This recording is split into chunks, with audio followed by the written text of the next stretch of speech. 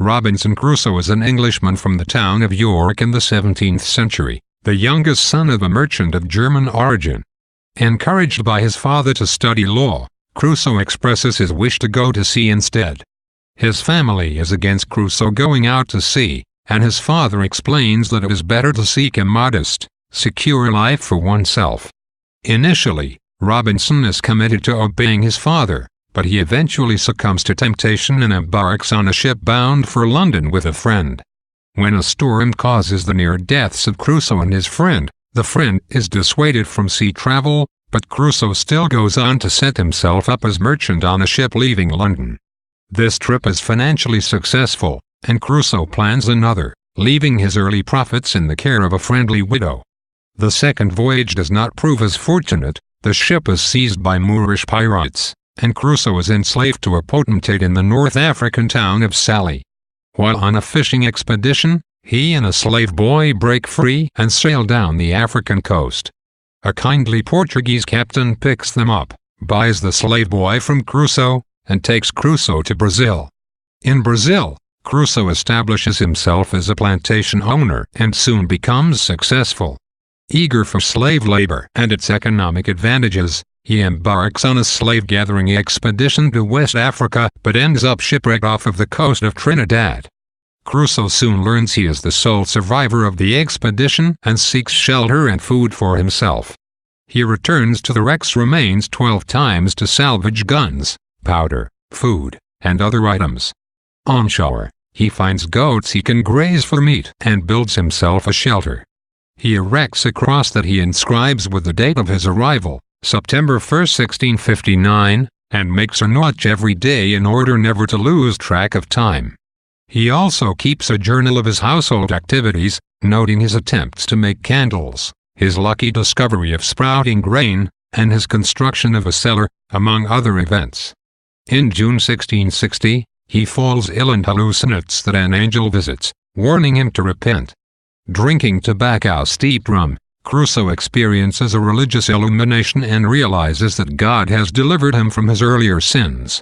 After recovering, Crusoe makes a survey of the area and discovers he is on an island. He finds a pleasant valley abounding in grapes, where he builds a shady retreat. Crusoe begins to feel more optimistic about being on the island, describing himself as its king. He trains a pet parrot, takes a goat as a pet, and develops skills in basket weaving, bread making, and pottery. He cuts down an enormous cedar tree and builds a huge canoe from its trunk, but he discovers that he cannot move it to the sea. After building a smaller boat, he rows around the island but nearly perishes when swept away by a powerful current. Reaching shore, he hears his parrot calling his name and is thankful for being saved once again. He spends several years in peace. One day Crusoe is shocked to discover a man's footprint on the beach. He first assumes the footprint is the devil's, then decides it must belong to one of the cannibals said to live in the region. Terrified, he arms himself and remains on the lookout for cannibals. He also builds an underground cellar in which to herd his goats at night and devises a way to cook underground. One evening he hears gunshots, and the next day he's able to see a ship wrecked on his coast. It is empty when he arrives on the scene to investigate. Crusoe once again thanks Providence for having been saved. Soon afterward, Crusoe discovers that the shore has been strewn with human carnage, apparently the remains of a cannibal feast. He is alarmed and continues to be vigilant. Later Crusoe catches sight of 30 cannibals heading for shore with their victims. One of the victims is killed.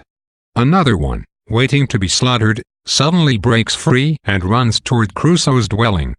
Crusoe protects him, killing one of the pursuers and injuring the other, whom the victim finally kills.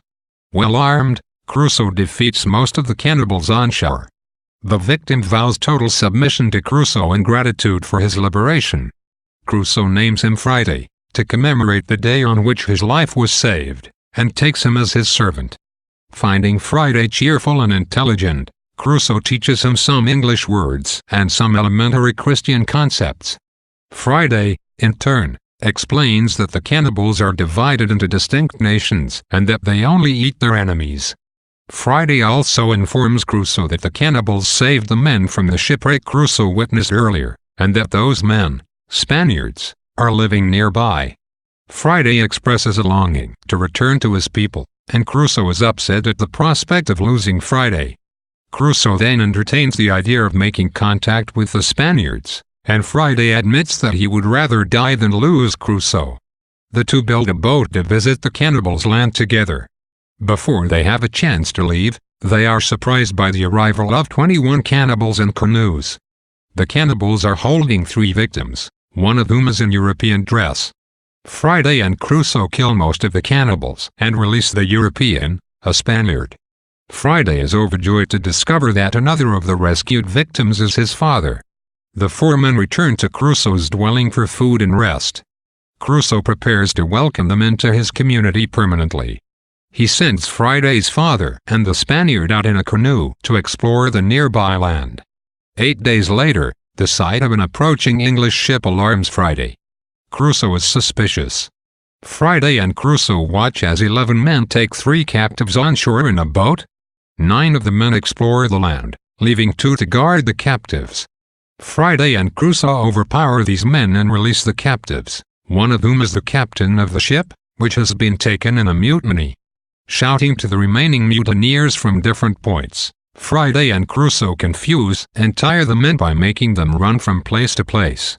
Eventually they confront the mutineers, telling them that all may escape with their lives except the ringleader.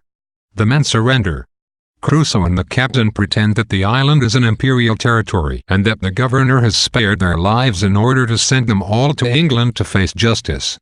Keeping 5 men as hostages, Crusoe sends the other men out to seize the ship. When the ship is brought in, Crusoe nearly faints. On December 19, 1686, Crusoe boards the ship to return to England. There, he finds his family is deceased except for 2 sisters. His widow friend has kept Crusoe's money safe, and after traveling to Lisbon, Crusoe learns from the Portuguese captain that his plantations in Brazil have been highly profitable. He arranges to sell his Brazilian lands. Wary of sea travel, Crusoe attempts to return to England by land but is threatened by bad weather and wild animals